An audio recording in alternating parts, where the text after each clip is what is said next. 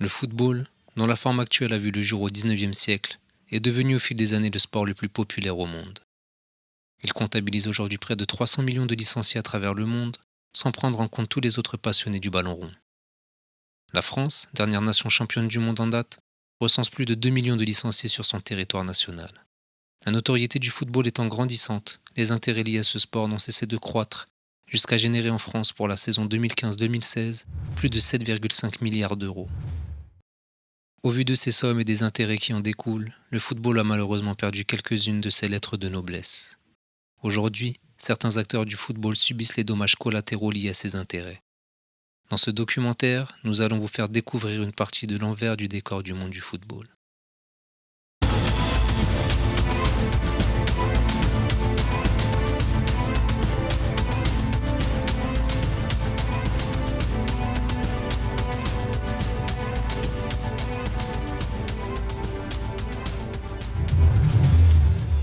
Pour cette saison 2018-2019, l'Union nationale des footballeurs professionnels, l'UNFP, seul syndicat des footballeurs professionnels en France, a recensé 145 cas de lofter sur 26 clubs de Ligue 1 et Ligue 2 confondus.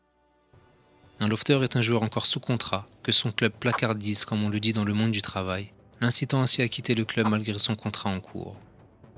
Certains joueurs subissent de grosses pressions psychologiques et sont parfois sujets à des actes pénalement répréhensibles.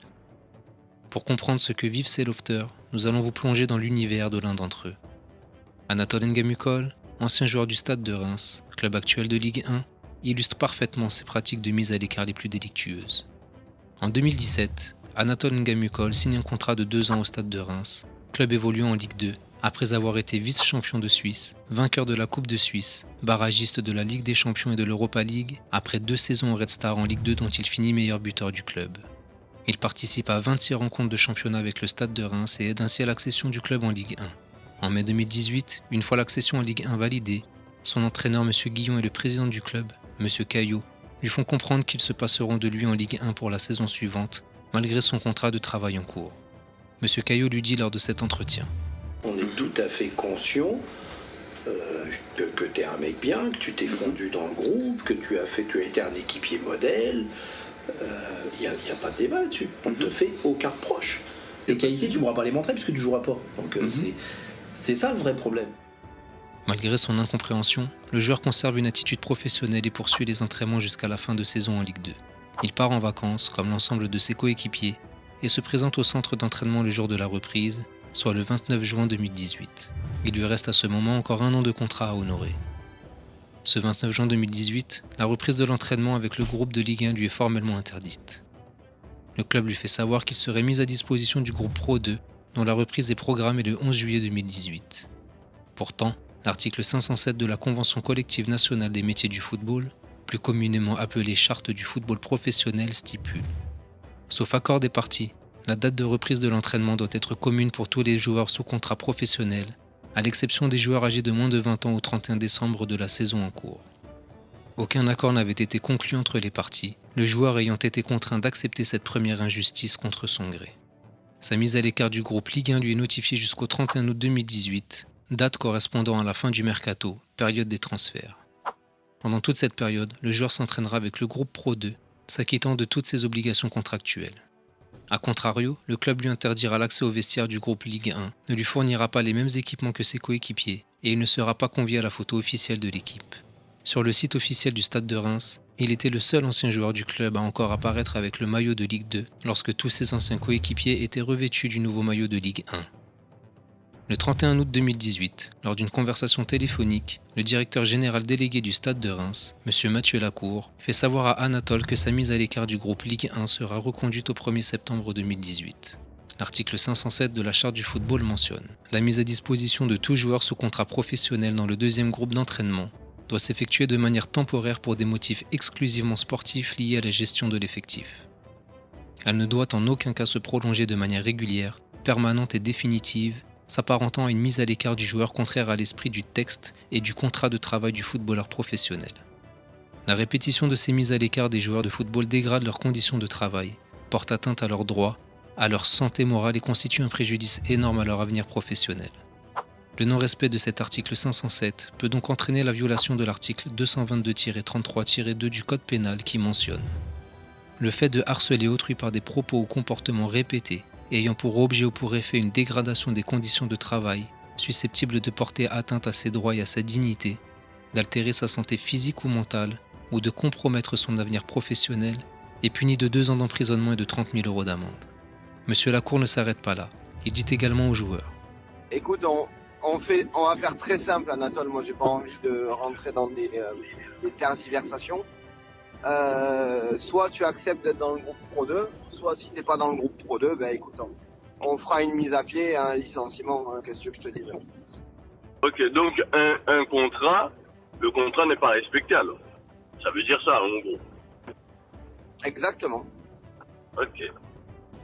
Le 3 septembre 2018, Anatole demande s'il pourra au moins jouer des matchs de compétition avec l'équipe réserve du club afin de garder le rythme des matchs. Ce même monsieur Lacour lui rétorque: Les matchs avec la réserve, tu pourrais les jouer ou pas? Ah non, je te dis, on fera jouer les jeunes. Ok, donc je ferai que des entraînements. Exactement. Cela ne serait-il pas constitutif d'une discrimination à l'âge? L'article 225-1 et 2 du Code pénal stipule: constitue une discrimination toute distinction opérée entre les personnes physiques sur le fondement de leur origine, de leur sexe, de leur âge. La discrimination définie aux articles 225-1 à 225-1-2, commise à l'égard d'une personne physique ou morale, est punie de 3 ans d'emprisonnement et de 45 000 € d'amende.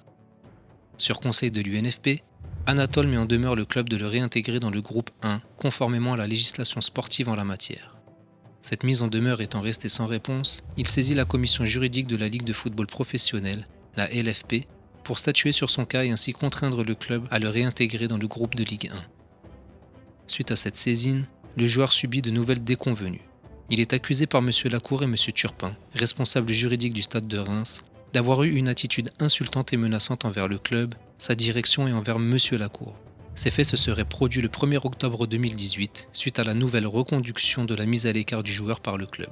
Ces accusations lui valent une mise à pied et une convocation préalable en vue d'un éventuel licenciement.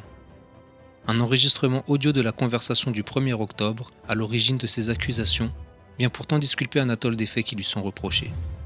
Cette sanction semble correspondre à la mise en application de la menace proférée par M. Lacour à l'encontre du joueur le 31 août 2018.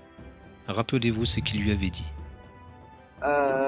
Soit tu acceptes d'être dans le groupe Pro 2, soit si t'es pas dans le groupe Pro 2, ben écoute, on fera une mise à pied, un licenciement, qu'est-ce que je te dis là. Anatole, alors assisté du collectif Libre et Égaux en droit et de l'association Union de la sagesse populaire, militant tous deux pour l'application des droits de l'homme, porte à la connaissance de l'UNFP l'existence de ces enregistrements disculpant Anatole, mais surtout inculpant M. Lacour de dénonciation calomnieuse. L'article 226-10 du Code pénal nous définit la dénonciation calomnieuse en ces termes.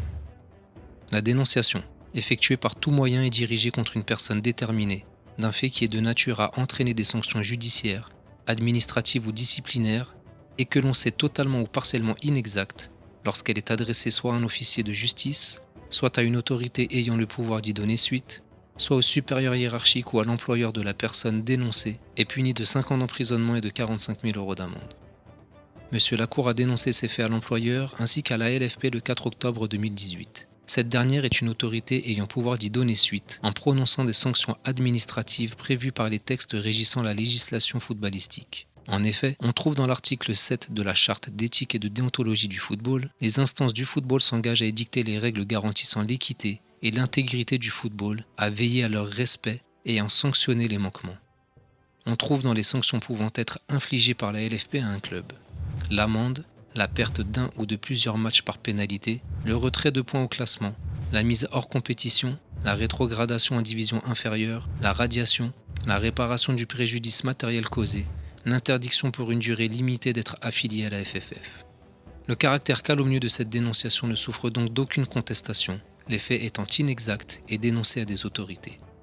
Le 12 octobre 2018, Anatole se rend au commissariat de Reims pour y déposer une plainte à l'encontre de M. Lacour pour cette dénonciation calomnieuse. Le dépôt de plainte lui sera refusé, l'officier de police judiciaire présent ce jour lui mentionnant que les faits qu'il dénonce ne sont pas constitutifs d'une infraction et qu'il peut décider de l'opportunité des poursuites à engager.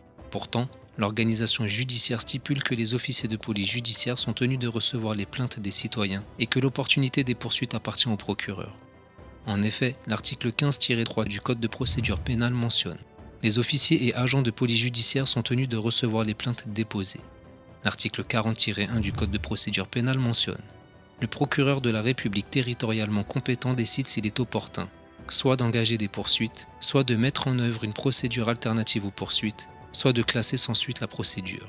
Comment donc expliquer une telle attitude de la part de cet officier du commissariat de Reims? Les faits ont par la suite été dénoncés à l'inspection générale de la police nationale. Anatole s'est alors rendu à la gendarmerie de Vitry-les-Reims où l'accueil fut très professionnel. Le dépôt de plainte a pu y être effectué. Le 23 octobre 2018, M. Ngamukol se rend à la commission juridique de la LFP en compagnie de son frère et du représentant du pôle juridique de l'association USP. Pour sa défense, le Stade de Reims avait produit plusieurs documents.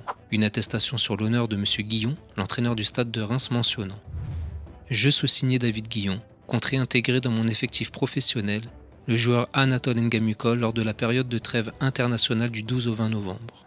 Je considère que le joueur avait besoin de temps pour retrouver sa forme physique et un niveau convenable pour participer aux séances d'entraînement. Comment M. Guillon a-t-il pu attester vouloir le réintégrer, lui qui affirmait ne pas compter sur lui? Comment assurer qu'il n'était pas en forme alors qu'il ne lui a pas laissé l'opportunité de s'entraîner ne serait-ce qu'une seule fois à la reprise? Comment peut-il attester le 15 octobre 2018 que le joueur sera réintégré courant novembre alors qu'il a été mis à pied depuis 2 semaines par le club et qu'il ne s'entraîne donc plus? Pouvait-il retrouver la forme ne s'entraînant plus du tout pendant 1 mois et demi? M. Guillon n'a jamais voulu d'Anatole dans le groupe de Ligue 1, comme en atteste la déclaration du président M. Caillot dans cet article du 28 décembre 2018. En fin de saison dernière, il lui a été signifié que le coach ne comptait pas sur lui dans l'effectif de la Ligue 1. Cette attestation comporte donc de nombreuses incohérences. L'article 441-7 du Code pénal mentionne: est puni d'1 an d'emprisonnement et de 15 000 € d'amende le fait d'établir une attestation ou un certificat faisant état de faits matériellement inexacts. Il a également été transmis à la commission juridique de la LFP la photo du joueur portant son maillot de Ligue 2 en ayant effacé par photomontage le logo de Ligue 2. Souhaitait-il faire croire à la LFP que le maillot qu'il portait sur le site était celui de Ligue 1 et qu'il était ainsi traité comme les autres joueurs alors que le maillot de Ligue 2 en question est clairement reconnaissable? Pourquoi le Stade de Reims a-t-il produit des documents tels que ceux-ci? Souhaitait-il atténuer l'apparence du préjudice subi par le joueur afin de tromper la vigilance de la commission juridique de la LFP? Malgré cela, la commission juridique donnera raison au joueur sur le non-respect de l'article 507 de la Charte du football professionnel. La commission statue. La commission, considérant qu'en pareil cas, l'affectation de M. Anatole Ngamukol au sein du second groupe d'entraînement est effective depuis suffisamment longtemps pour considérer qu'elle n'est pas temporaire, dit que dans l'hypothèse où celle-ci n'aboutirait pas à la rupture du contrat du joueur par le Stade de Reims, le joueur doit être intégré au premier groupe d'entraînement des joueurs professionnels. En effet, cette même commission avait également été saisie par le Stade de Reims pour une demande d'homologation de rupture anticipée du contrat de travail du joueur pour les motifs évoqués dans sa mise à pied. Lors de cette audience, le Stade de Reims a exposé les motifs ayant conduit à la mise à pied du joueur. Ce dernier, quant à lui, n'a pas eu l'opportunité du contradictoire pour se défendre. Il a néanmoins porté à la connaissance de la commission juridique que des enregistrements le disculpant des griefs à son encontre existaient. La commission aurait dû convoquer les 2 parties à une date ultérieure afin de se pencher plus particulièrement sur cette saisine du Stade de Reims, surtout après avoir eu connaissance de l'existence des enregistrements qu'elle ne demandera jamais par la suite. Le 29 octobre 2018, le Stade de Reims licencie Anatole, reprenant les mêmes motifs que ceux évoqués pour sa mise à pied, à savoir des propos calomnieux. Le joueur sollicite de nouveau la commission juridique de la LFP afin que l'instance ne valide pas cette rupture anticipée du contrat de travail et demande à être auditionné de nouveau. Cette requête a été refusée par la commission juridique qui a enregistré la rupture anticipée du contrat de travail du joueur le 6 novembre 2018. La commission, lecture faite du courrier du 5 novembre 2018, au terme duquel M. Anatole Ngamukol sollicite de la commission qu'elle ne procède pas à l'homologation de la rupture précitée, mais qu'elle convoque les parties en vue de les entendre sur le litige qui les oppose depuis le début de saison, considérant en outre que le contrat du joueur a été rompu par anticipation par le club, ce qui rend la demande de M. Anatole Ngamukol inopérante. Enregistre la rupture du dit contrat. Que coûtait-il à la commission d'entendre les parties sur ce litige? La commission a été saisie 2 fois distinctement. Pourquoi ne pas procéder à 2 audiences distinctes? Pourquoi, une fois alertée sur les enregistrements inculpant les dirigeants du Stade de Reims, n'a-t-elle pas souhaité les consulter afin de s'assurer de la véracité des propos tenus par les 2 parties? Le Stade de Reims accuse le joueur d'avoir eu une attitude insultante et menaçante. Le joueur assure que ses propos sont calomnieux. Pourquoi la commission n'a-t-elle pas souhaité enquêter pour séparer le bon grain de l'ivraie et ainsi sanctionner des comportements contraires à la déontologie du football? La LFP cautionnerait-elle que des comportements tels que ceux-ci se produisent au sein du football français dont elle est l'une des garantes? Pendant ces longs mois de lutte acharnée pour ses droits, Anatole Ngamukol restait en relation étroite avec l'UNFP, notamment avec son président M. Pia, également président de la FIFPro, syndicat international des joueurs professionnels de football. Le syndicat lui manifeste son soutien dans un courrier officiel, lui affirmant qu'il l'accompagnera au mieux dans ses procédures, y compris devant les juridictions pénales le cas échéant.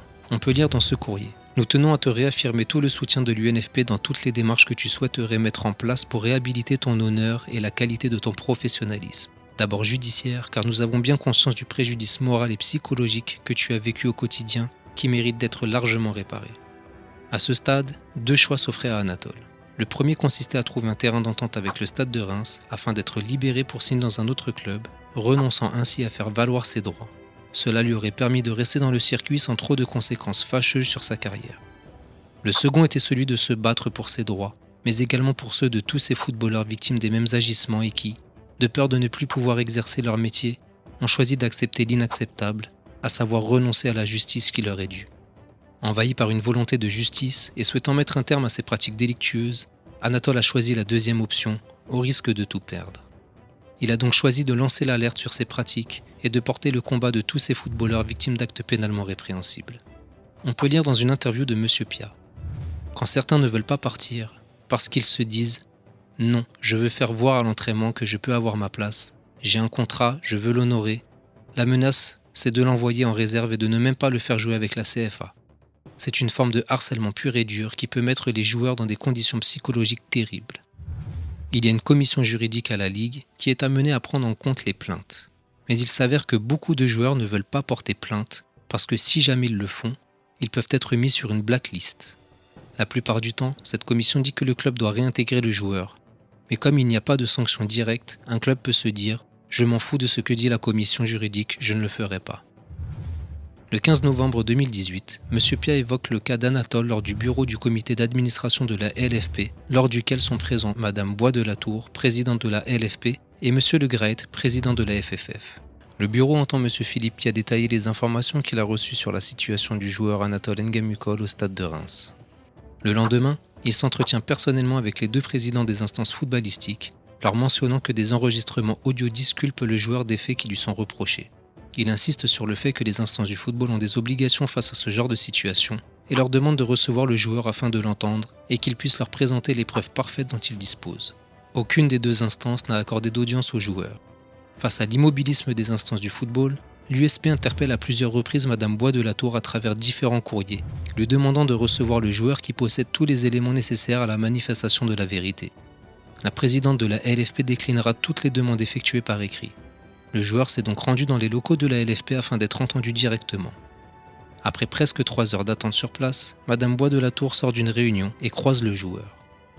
Elle commence à s'entretenir avec lui, mais M. Quillot, directeur général de la LFP, empêchera brutalement Mme Bois de la Tour de poursuivre cette entrevue. Pourquoi une instance telle que la LFP, avec tous les pouvoirs coercitifs dont elle dispose, n'a-t-elle pas souhaité enquêter sur les éléments qui lui ont été mis en lumière? Il est pourtant mentionné dans l'annexe 2 des règlements généraux de la FFF. L'organe disciplinaire de première instance peut entendre toute personne dont l'audition lui paraît utile. Suite à un nouveau courrier de l'association rappelant à Mme Bois de la Tour ses responsabilités en tant que présidente de la LFP, lui stipulant également qu'elle pourrait faire l'objet de poursuites judiciaires en cas de nonchalance prolongée dans ce dossier, elle répond: « Je vous confirme qu'il ne m'appartient pas d'intervenir dans un dossier qui est aujourd'hui devant la commission paritaire d'appel. Par ailleurs, vous faites référence à la démarche que vous allez entamer devant les juridictions civiles. Si le moment venu, la LFP estime devoir se constituer partie civile, elle le fera, mais dans la neutralité qu'il convient d'observer à ce stade du dossier. » Face au manquement du Stade de Reims et à l'immobilisme des instances du football, Anatole se rapproche d'un avocat en la personne de Maître Meillet qui, au vu du dossier, décide de mettre en demeure la LFP et la FFF de réagir pour aider à la manifestation de la vérité, protéger une victime et sanctionner des délinquants sévissant au sein du monde footballistique. Madame Bois de la Tour répondra une nouvelle fois que le dossier d'Anatole doit être examiné par la commission paritaire d'appel, ne souhaitant pas faire plus que cela pour le moment. Le président de la FFF, M. Noël Le Graët, n'a toujours pas répondu à ce courrier datant du 17 décembre 2018. Maître Meillet a ensuite entamé une procédure judiciaire en citation directe à l'encontre de M. Guillon et M. Lacour pour harcèlement moral auprès du tribunal de Reims. Face au mutisme de la FFF sur ce dossier, l'USP décide d'alerter le président de la Haute Autorité du Football sur la situation des joueurs de football victimes de cette pratique des lofts. M. Jezierski, président de cet organe de la Haute Autorité du Football, répondra premièrement. Vous saisirez donc que la HAF n'a pas pour mission de traiter de cas individuels. Il lui sera rappelé la systématisation de ces pratiques et que cela concerne de plus en plus de footballeurs, comme en attestent les chiffres avancés par l'UNFP. 145 pour cette seule saison 2018-2019. M. Jezierski répond alors. La Haute Autorité va inscrire votre saisine à l'ordre du jour de sa prochaine réunion plénière qui se déroulera en janvier et celle-ci sera étudiée par l'ensemble des membres de la HAF. Alors je reviendrai vers vous par un nouveau courriel afin de vous faire part de nos observations. Malgré un courrier de relance, l'association attend encore aujourd'hui le retour de M. Jezierski. Les violences psychologiques dans le football ne seraient-elles pas une priorité pour toutes ces autorités ? Ces pratiques se répandent au point que la presse étrangère elle-même a dénoncé ces faits.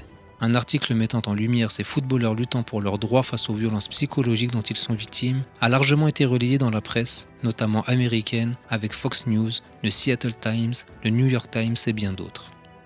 Le premier média à avoir alerté en France est Mediapart, qui a publié un article sur la situation subie par Anatole en date du 26 décembre 2018.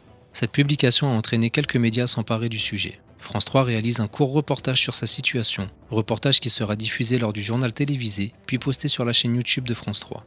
En une dizaine de jours, la vidéo avait été visionnée plus de 118 000 fois.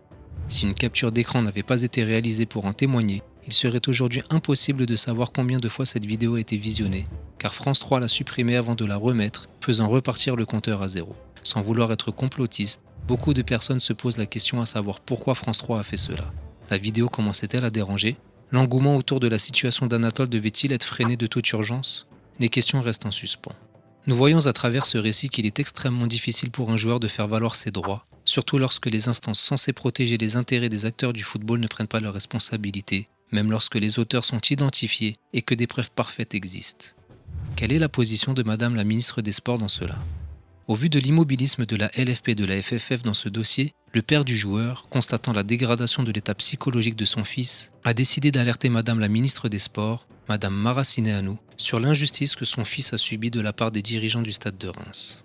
Il demande à ce qu'elle reçoive son fils ainsi que les membres de l'association, afin de lui exposer les pratiques délictueuses dont il a été victime. Le chef de cabinet de Madame Mara Cineanu répondra au père du joueur. Madame la ministre a lu votre correspondance avec intérêt. Cependant, les contraintes de son agenda ne lui permettent pas d'honorer votre demande d'audience. Elle m'a chargé de transmettre votre requête au président de la Fédération française de football afin qu'elle soit examinée dans les meilleurs délais avec toute l'attention nécessaire. À la lecture de ce courrier, l'association a écrit à Madame la ministre afin de lui faire part de l'immobilisme de la FFF malgré sa connaissance du dossier jusqu'alors. L'USP rédige. Nous ne manquerons pas de vous tenir informé des suites données à cette affaire. Si elles sont à la hauteur des responsabilités républicaines qui incombent aux dirigeants du football, nous en serons rassurés. Dans le cas contraire, nous reviendrons vers vous afin de trouver la solution la plus adaptée à cette problématique, ternissant chaque jour davantage l'image de notre sport national. À ce jour, M. Noël Le Graët n'a toujours pas contacté le joueur, malgré le courrier de Madame la ministre. Aucune enquête n'a été menée, aucune sanction prise à l'encontre des dirigeants du stade de Reims. La FFF poursuit sa politique de mépris du joueur. L'association se rendra prochainement dans les locaux de la FFF afin que son président se positionne sur cette affaire. Si aucune action forte n'est entreprise, l'association reviendra de nouveau vers Madame la ministre afin de contraindre les autorités footballistiques à assumer leur rôle. Qu'en est-il de l'état de santé du joueur ? Anatole, qui a beaucoup de mal à se remettre de ce qu'il a subi, a été ausculté par un médecin qui conclut après examen à un état dépressif réactionnel à une décision de son employeur ressentie comme une agression injuste. Le joueur, qui avait validé son accession en Ligue 1 avec le club, en a été privé malgré son contrat en cours. Imaginez si la LFP privait un club de sa montée en division supérieure légitimement acquise. Tout le monde crierait au scandale. Pourquoi n'est-ce pas le cas lorsqu'un club inflige cela à un joueur ? De plus, Anatole attendait un heureux événement en ce début d'année 2019 et souhaitait rester à Reims pour accompagner au mieux son épouse le temps de sa grossesse et de son accouchement. Cette situation a donc énormément affecté sa vie personnelle car son état dépressif ne lui permettait pas d'être au mieux de sa forme et donc de s'occuper convenablement de sa famille. Pour essayer de se reconstruire, mais surtout pour ne pas arriver peu à peu sur le chemin de la précarité, Anatole a décidé de reprendre le football dans un autre club, parallèlement à la gestion de ses procédures. Tous les clubs français qui souhaitaient auparavant s'octroyer ses services n'ont pas voulu l'engager. Serait-il malvenu dans le football français de se battre pour ses droits ? Existerait-il une solidarité entre les dirigeants de clubs visant à préserver les intérêts de clubs au détriment de la santé psychologique des joueurs de football? Il a donc été contraint de signer dans un championnat étranger, en Allemagne. Concernant la procédure pénale, Anatole s'est rendu ce mardi 7 mai 2019 au tribunal de Reims, comme le démontrent les citations à comparaître reçues par M. Guillon et M. Lacour par voie d'huissier le 20 février 2019. Le montant de la consignation a été fixé et la date de la première audience déterminée. Le juge a donné rendez-vous aux deux parties le 1er octobre 2019 pour les débats contradictoires. Le dépôt de plainte pour dénonciation calomnieuse contre M. Lacour, après un classement sans suite du parquet de Reims, a fait l'objet d'une révision de décision de la part du procureur. La nouvelle décision est attendue.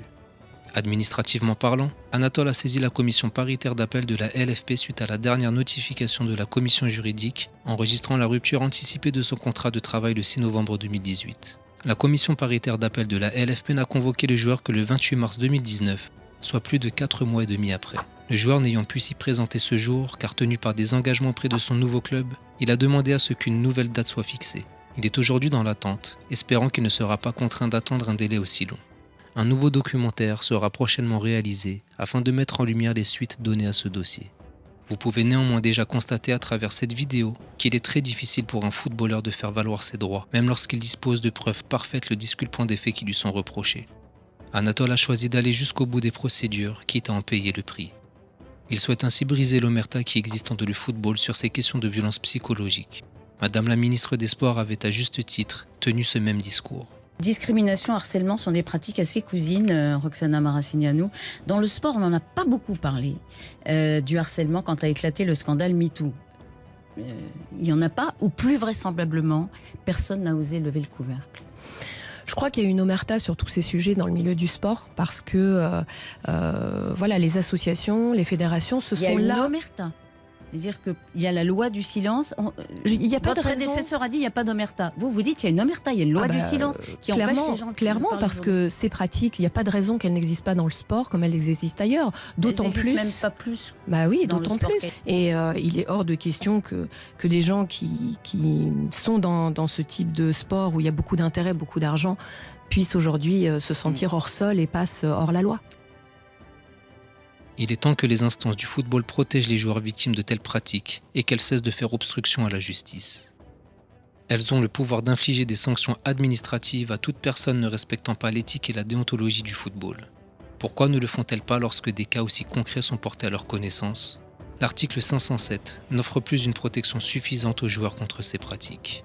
Nous nous tournons une nouvelle fois vers nos concitoyens pour montrer qu'ensemble, solidaires, nous saurons nous faire entendre et mettre un terme à ces pratiques. Merci donc de partager au maximum cette vidéo afin d'alerter nos concitoyens sur l'inaction des autorités footballistiques sur ces cas de violence psychologique. Une goutte seule ne peut pas éteindre un feu, mais des millions, ensemble, en sont capables. Votre clic sera peut-être le déclic.